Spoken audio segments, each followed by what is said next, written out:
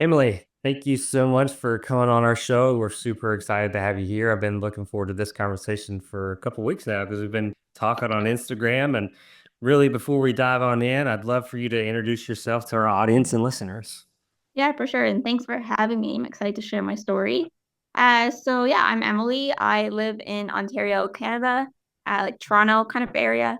I am 28 years old and I am a young stroke survivor. So I had my stroke almost, or I guess just over 2 years ago now. So when I was 26, I had my stroke and it paralyzed my left side of my body. So ever since then, I've just kind of been in my rehabilitation journey trying out a couple, well, one adaptive sport, rock climbing, and just kind of getting back to living my life. Could you kind of elaborate a little bit on that experience from like the first kind of onset of like symptoms to kind of get into the hospital and then now getting through rehab and now you're walking and climbing and stuff like that? Yeah, for sure. Yeah, so when I actually had my stroke, I didn't have the typical stroke symptoms, I guess, right away. So I was homesick from work, just with the flu. So I was on the couch, very tired, had an extreme headache and neck pain, but nothing that was screaming like I'm having a stroke. Like mentally, like I felt fine. I didn't think anything was happening. I was just like, oh, I have the flu and body aches. It didn't seem anything like, out of the norm. And then I guess fast forward, my parents were home, luckily.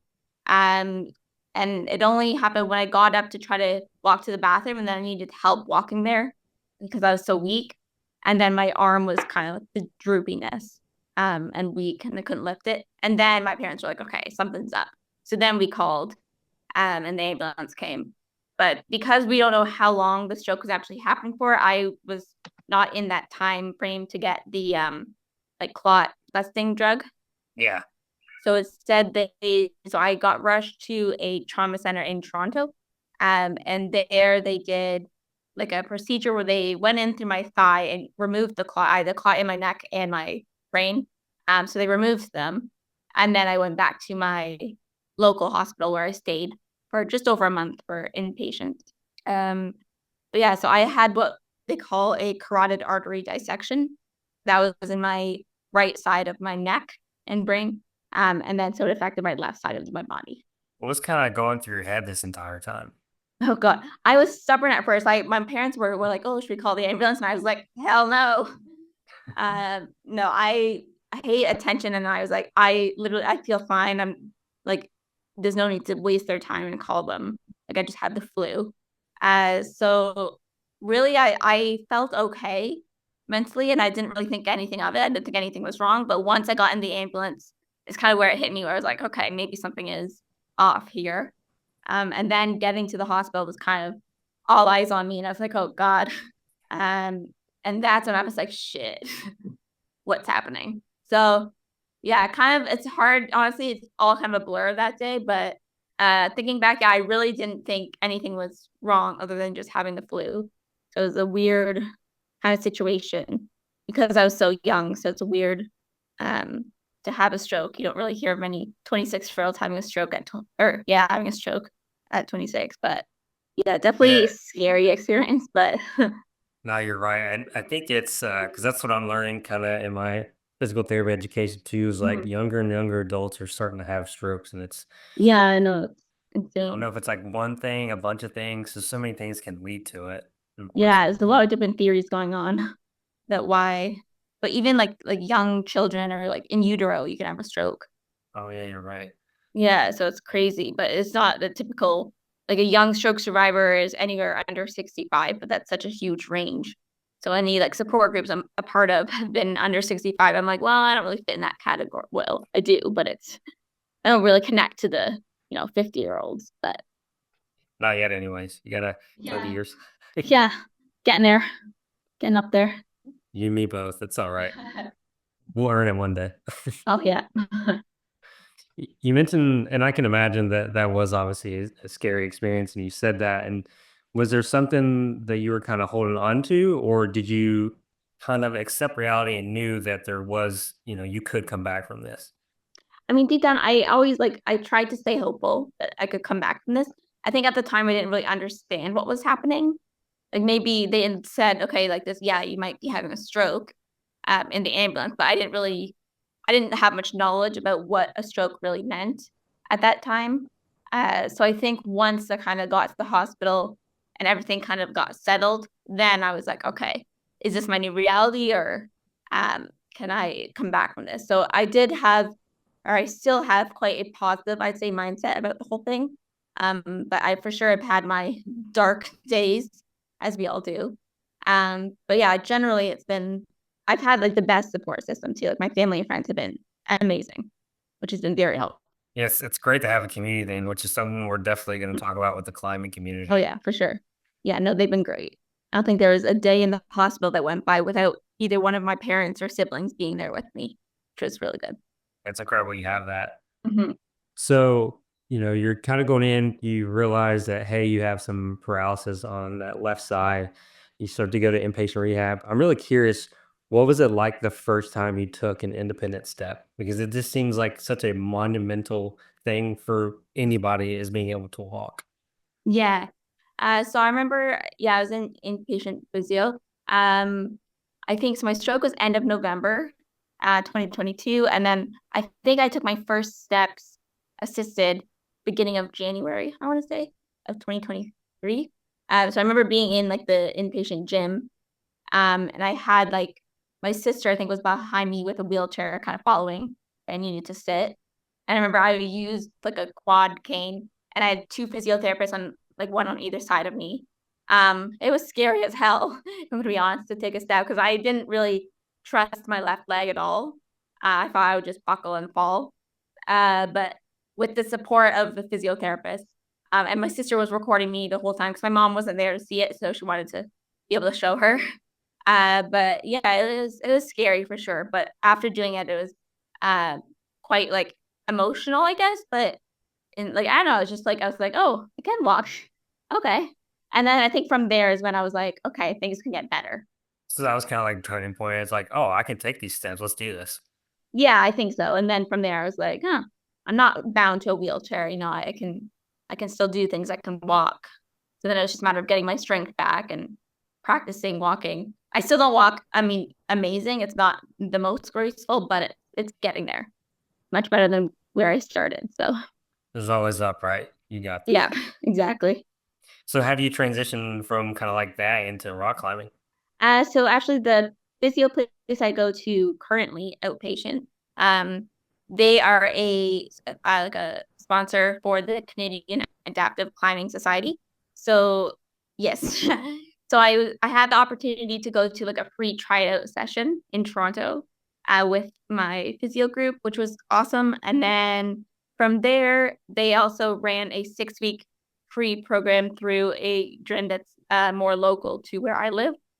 So I did that 6 weeks from probably end of October to December of last year. So just recently finished that up, which was very cool.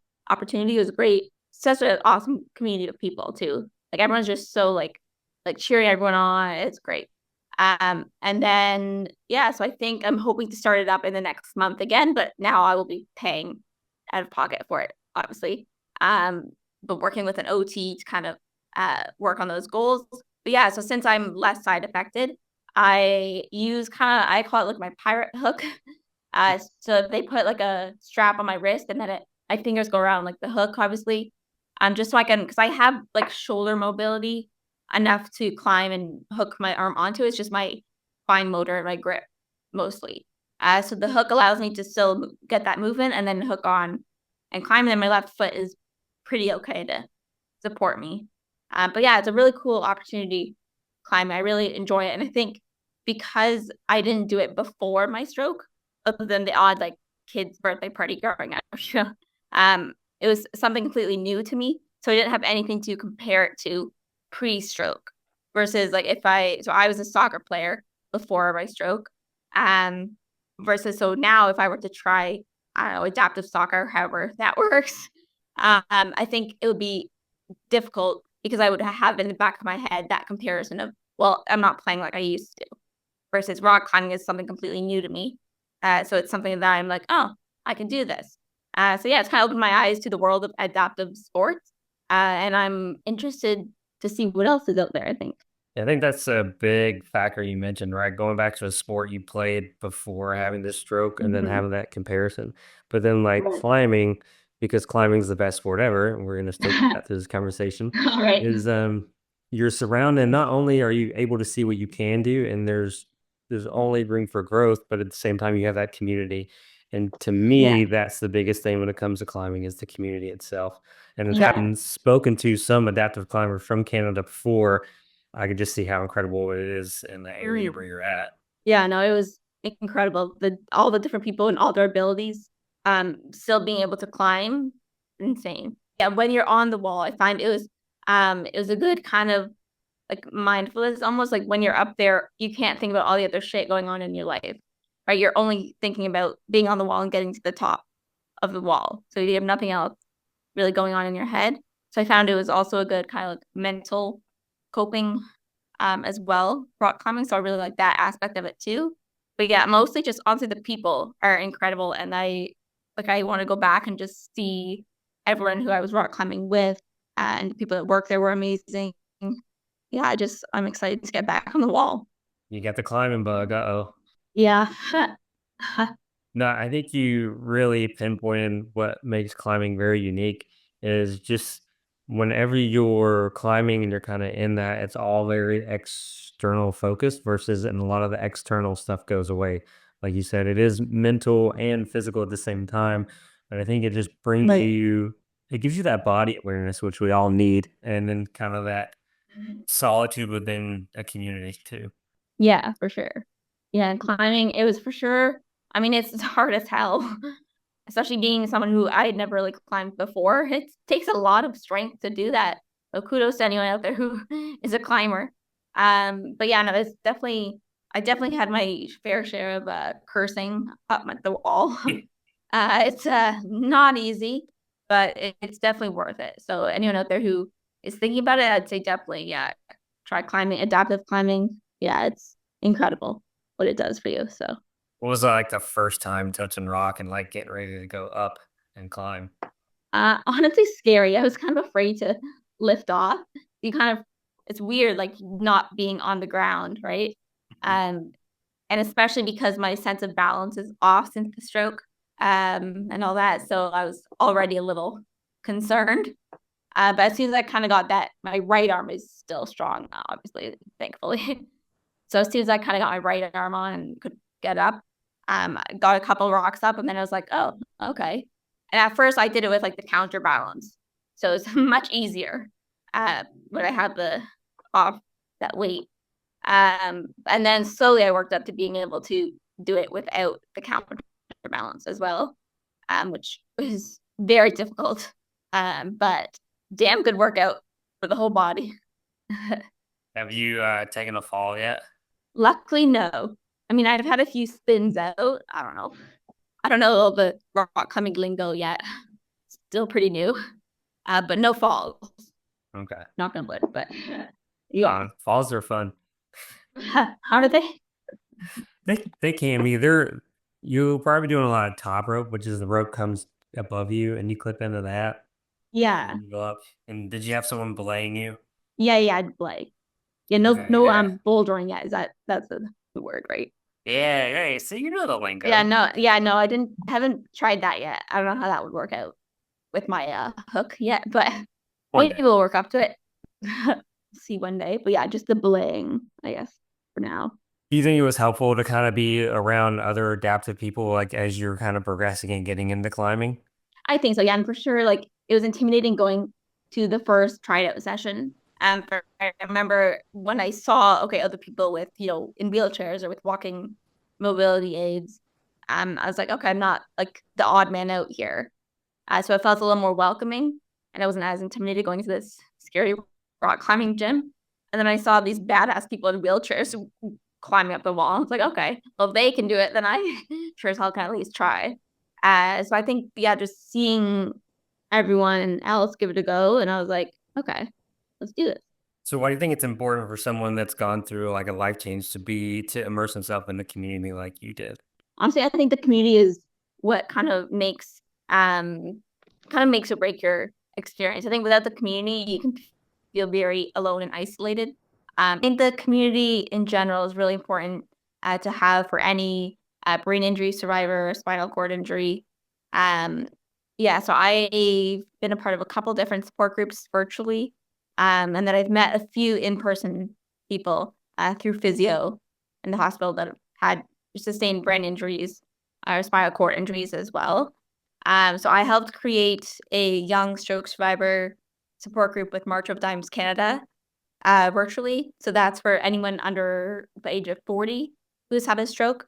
And that's been quite successful so far. We just started up, I think it was January or no, November maybe, a little bit before the holidays. But that's been really good. It's nice to go onto a Zoom call and have people who are more closer in your age than like 65-year-olds. Which I mean, like, yes, they can relate to some of the things you're going through having a stroke, but at the same time, it's a different kind of stage of life you're in. So it's nice to be able to talk to people who get it a little bit more. Oh yeah, I think that's incredible that you guys created something like that, and like it just speaks to the beauty of one, the technology that we have growing up in kind of our culture, and then Mhm. how you can just easily connect, just like we are connected right now virtually. Right. And you have that virtual support group if for some reason you're either where you can't get out or you're maybe stuck in the early stages of kind of like in the hospital inpatient area. Right. So that's incredible. What was that process like creating something like that and getting it off the ground? It was long, honestly, and tedious. There's a lot of different steps. The woman that was running it, there was a lot of different Zoom meetings to plan and process the whole thing. Um, but once it kind of got up off the ground, then it was like, okay, this is cool. It was just a very long, dragged out process, as everything usually is. But I think it was worth it. And I think everyone, it's had good feedback. Everyone who comes regularly to the meetings I think seems to have benefited from talking to people who are also young stroke survivors. There's people that, sometimes they'll cry, like it gets emotional. There's lots of stuff happening. So it's real, it's raw. It's good to have those people around. Are you the one kind of like leading everything? No. So the woman that helped set it up, she's the one that kind of facilitates it, but they are, I think, looking to get more people trained to facilitate. So I'm interested in maybe doing that down the line. I do, yeah, I have my teaching background, so I've taught virtually during COVID. So I mean, I could probably do that down the line. But for now, I'll let her take the reins. I mean, I think you'd be great at it. Eh, yeah, I could try. How often are those meetings? Is it like once a month, kind of It quarterly? started out once a month, and just recently, actually, so in January, there's going to be 2 a month starting. So I think there's one, yeah, maybe next week and then 2 weeks later. Yeah, so twice a month. So it seemed like people were quite interested in adding another day because once a month didn't seem to be enough for people, which is nice. 'Cause some people, so it's Canada, so some people are out um, far out, east or west, and they don't have as big of a community of people, or they're down in their wheelchair and they can't really get out to like meet up with, friends and family and other people to support them. So it's nice that they have this virtual option to come online and talk to people about their struggles and how they can relate with the stroke stuff. Was there anything like this before you guys started this current one you're talking about? There was, and I was a part of that one. I only went to a couple because I was like, yeah, not for me. So this was they did still call it the Young Stroke Survivor Support Group, but it was anyone under 65. So I'd go and there'd be a bunch of older people. And I couldn't really, I'd go on camera and I'd say a thing here or there, but it was really hard to kind of connect to them when I'm like, you're like my parents' age. Which it's fine, but I'm like, you're not in your 20s or 30s. It's kind of a different vibe there. So now it's nice we can kind of talk about, like relationships or getting your driver's license back, going back to work, things like that isn't quite as um, needed when you're in your 60s having a stroke. Yeah, because those are big steps. Like I was Mhm. looking at your Instagram, one of your reels said, I was kind of breaking down the year, and one of Yeah, yours was like walking the 5K, or maybe it was a right. 3K. Could be Yeah, either wrong. 3K. Attempted And 5K, did not make it. 3K hey, was you my still limit. tried. Yeah, it was a hot day. Yeah. But like you said, it's just like hanging with friends, getting your driver's license, dating, and other things like that. Mhm. And then, like you said, 65-year-olds, they don't have that problem because they're either widowed or married. Yeah, like they've kind of lived their life or majority, and they're kind of not really going through those same milestones.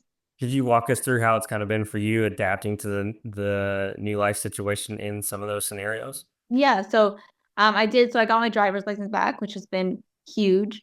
It's really I've been trying to focus, especially this past year, on getting back my independence. So I'm still focusing on like physio and whatnot, but I'm also just trying to focus on independence and living my life. Because at this point, the fact is with brain injuries, you don't really know how far you or how much you will recover. So I'm hopeful, and I, yeah, I really hope that I can continue to make the progress I'm been making, but at the same time, you don't really know how much you'll get back. So I'm trying to work hard to get what I can back, but at the same time, kind of be accepting of the fact that this could be it at any point. And I need to learn to kind of live with that and still be able to live my life and enjoy life and find the joy in it still. That's kind of been my focus recently. So getting my license back has been amazing. I drive myself everywhere. I love it. 'Cause I loved driving before my stroke too, and it was quite the process to get my license back, the government and all that. So I have a couple modifications. Only I have, like, a knob to drive with one like, my right hand, and then the indicator switch so I can, blink or, like, on the right my good side, to indicate. But that's really it, like, I didn't need any foot pedal changes or anything 'cause you drive with your right foot. Yeah. So, it wasn't too bad in terms of modifications, but yeah, it was like a whole new world of freedom when I got it back. Do you think your outlook on patience has changed? On patience? Oh, absolutely. I thought I was a patient person before my stroke. As a teacher, you kinda have to be somewhat patient. But the stroke has really taught me, yeah, you gotta be patient. Like, this takes time, long time. Like, the progress you make is such small micro steps. Um, you have to be able to give it time and know that, like, it's going to take patience. It's going to take years probably. Like, it's already been 2 years since my stroke, and I still have a long way to go. But at the same time, my patience, it is tested. I get, well, as we all do, but it's tough, waiting around, especially uh, in our day and age now where everything is so instant. Amazon Prime and Instagram, everything's like instant gratification. So having to kind of wait so long for progress that I'm hoping to make has been a little difficult. What are some other kind of tools and tricks are you bringing in from like teaching and applying to your life now?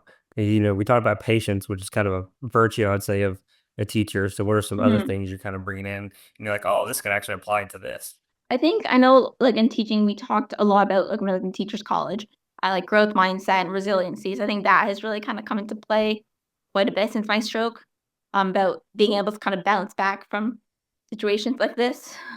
And we always, work with the kids and teach them growth mindset, um, and to always be learning and growing and thinking, "Okay, it's not that I can't do this yet," has been the big thing, the word is always, "I can't do it yet." So that's kind of always at the back of my head too, is that, okay, yeah, I can't open my left hand yet, but that's the goal. So I think, yeah, really just focusing on growth mindset and resiliency from teaching has been helpful as well. Was that something you always wanted to do? Was go into teaching? Yeah, so I wanted to be a teacher ever since I was young. My sister is also a teacher, grade 8, she teaches. Um, I taught kindergarten to grade 6, so I was elementary school. And I was mostly a supply teacher.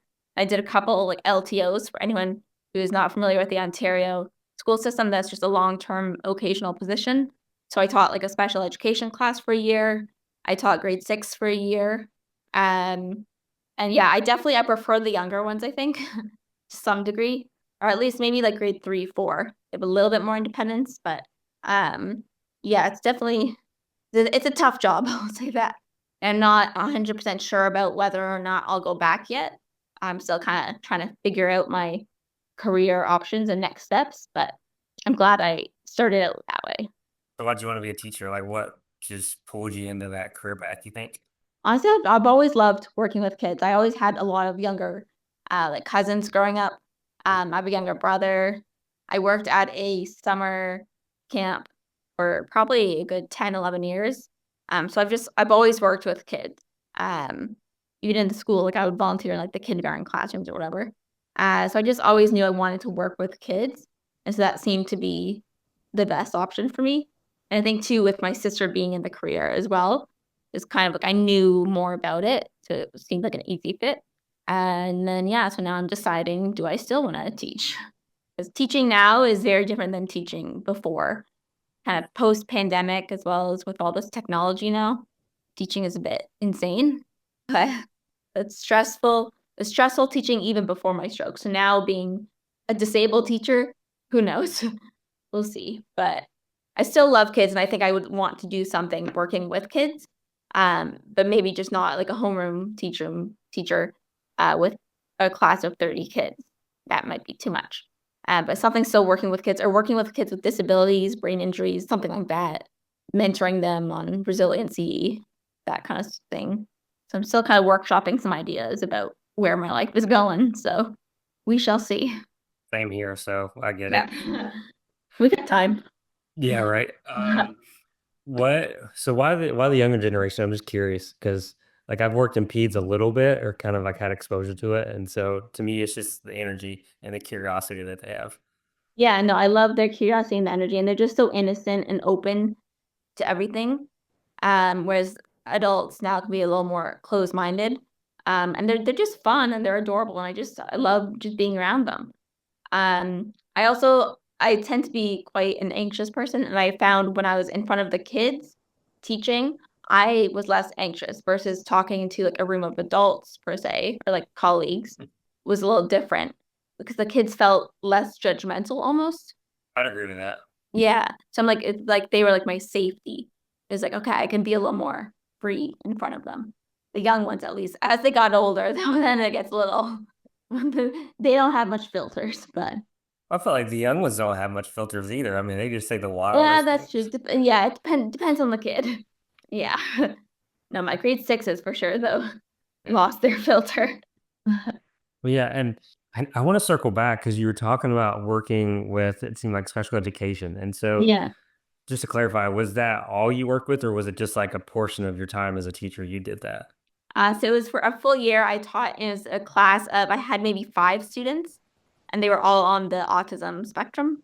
And then a couple had other disabilities as well. So one was hearing impaired, one was, I think, in a wheelchair. This was also during the time of COVID, though. So for half the year, I was teaching this group of kids online, which let me tell you, teaching special education online, not ideal.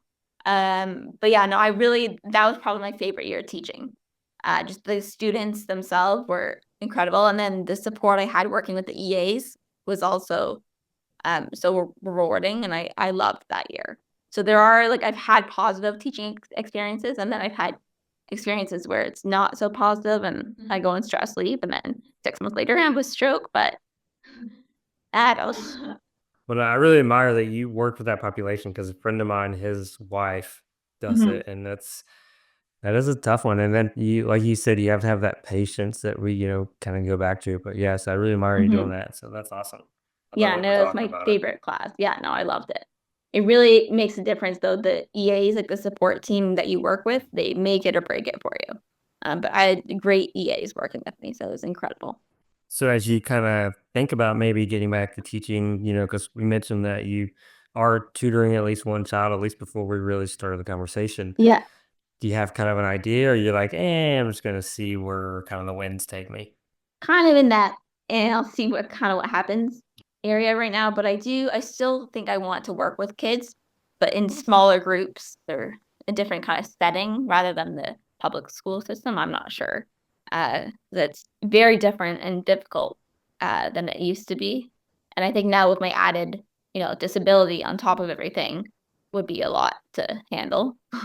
Um, but we'll see, we'll see. But tutoring, yeah, tutoring one student at a time right now is a good place to start. I still get to work with kids a little bit in some capacity, but smaller size, like one at a time. which is a little more my speed right now. And then we'll hopefully build from there. Do you have like a favorite subject you enjoy teaching, or do you enjoy teaching all of it? I kind of teach, being in elementary, you kind of teach everything mostly. For tutoring, I mostly do language and math. That's typically what kids need the most support in. And because I taught grade 6 for a whole year, I'm pretty familiar with the curriculum. So that's what I've been tutoring in mostly the past year has been math and language for grade 6 students. So I've had, I think, 3 or 4 students maybe over the past year that I've tutored locally, which has been good. But I'm open to the little ones too.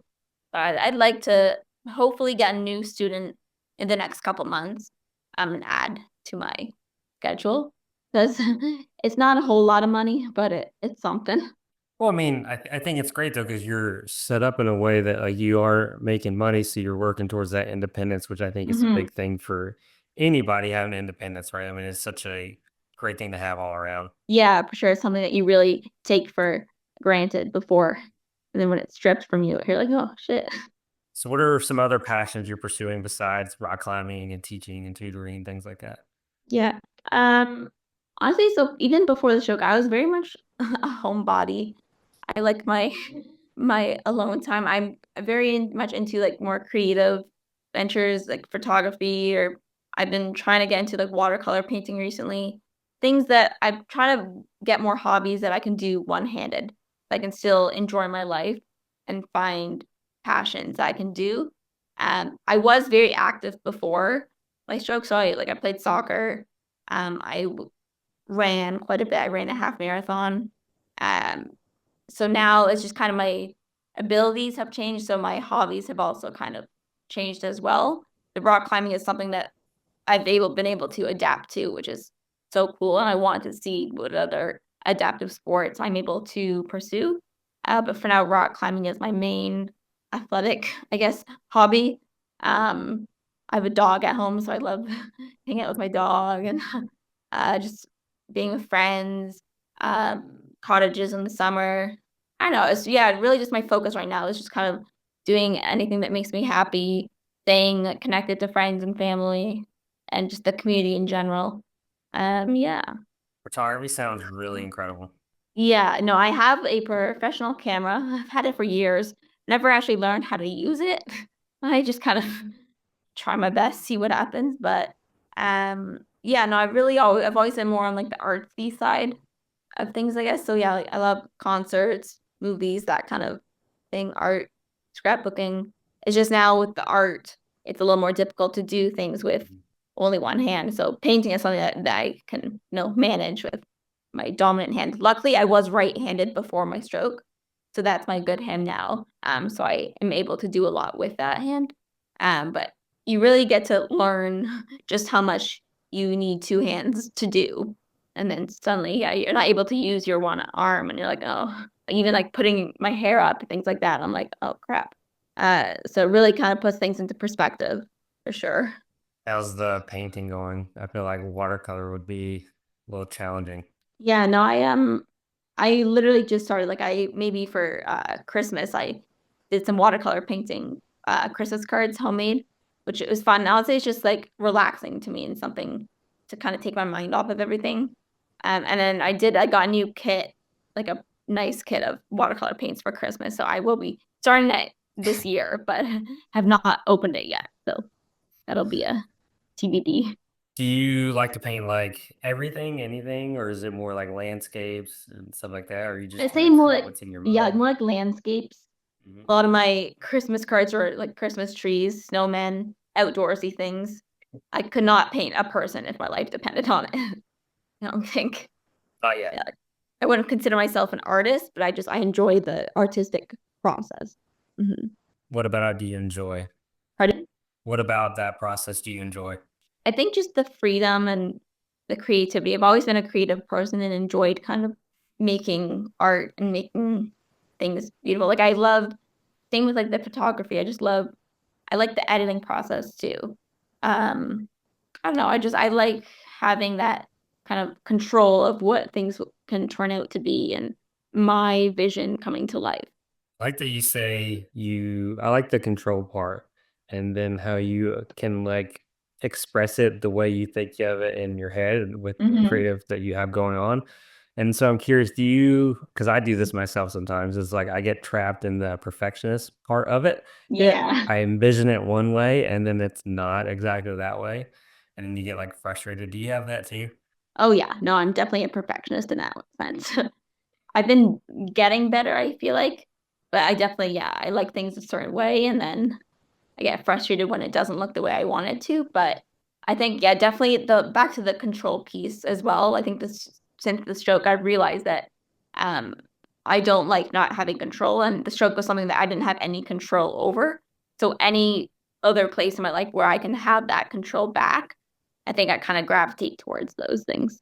Yeah, I've heard a lot of people say stuff like that. It's like getting that control back and feeling it's like, we mentioned the independence, but I love that we're talking about control because yes, you couldn't control what happened to you, and that you breathe into only worry about the things you can control, which Right. still that's hard because now you have this like life change and like other people are going through that too. Yeah, exactly. You can't really, um you can't control what happens to you, but all you can really control is how you react and respond to what happens to you. That's kinda something I've been learning along this recovery process, I guess. What's been kind of the most difficult part, you think? Honestly, probably mentally just kind of adjusting my mindset of this is my new life and I kinda have to accept it and learn to live with it, but kind of realizing that life can still be beautiful, I'm disabled, I'm not dead, so I'm still able to live a good life. So I think that's been kind of the biggest hurdle to get over, is that I can still have, a life. I can still do what I love to do. It might just look a little different than it used to. I think Did you just trying always adapting has been tricky, but I'm getting there. did you always have that perspective on life, or do you think the stroke kind of changed that? I think I was always a little bit like that, but the stroke for sure amplified it. So I'm definitely able to um, see more now just how precious life is, and life really can change in this like a split second. So you're able to kind of appreciate the people in your life and the little things as well.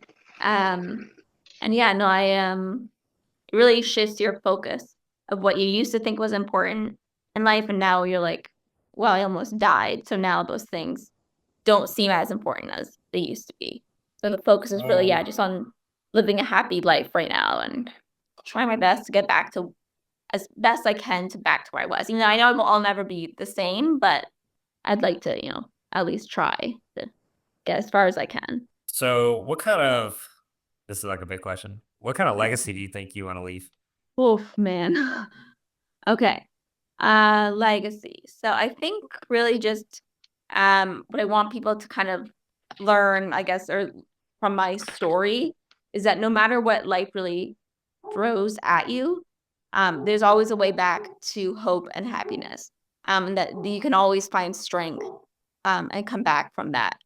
Um, and so even like I kind of laugh because growing up, we used to have all those cheesy sayings like, there's always a light at the end of the tunnel or YOLO, you only live once. And we used to laugh at those, but they're so true. And now I'm kind of living that and being like, yeah, you do only live once and life is short. But that, yeah, there is light at the end of the tunnel. The sun always shines after a storm. So there is hope and there is light in this world, even though there seems to be a lot of darkness as well, and life can throw a lot of shit at you, but there's still a lot of beauty in the world as well. So just kind of to hold on to that hope and move forward from there.